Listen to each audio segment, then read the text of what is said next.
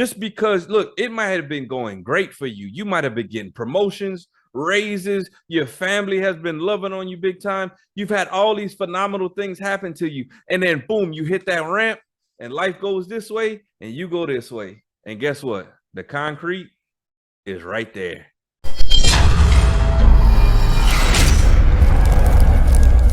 What's up, everybody? Look, it's time for another Average Mindset. Look, I'm just trying to tell you today, honestly, you can do hard things. Like, yes, you need to tell yourself, I can do things that are tough.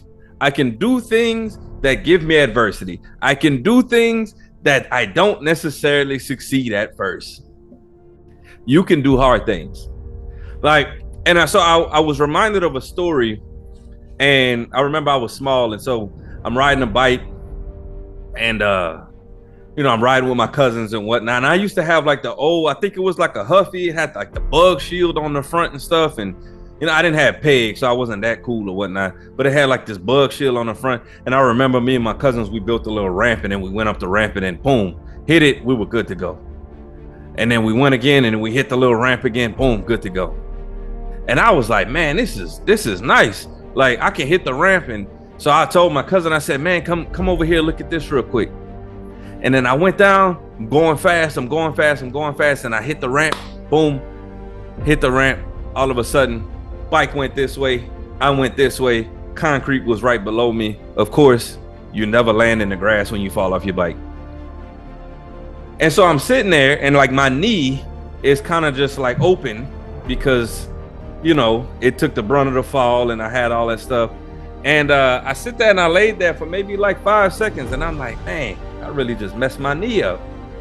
And so I go in the house, mom cleans it up, puts the Band-Aid on it, and I go outside, and my cousin's like, man, get back on the bike, you can do it, like, let's go ride bikes again.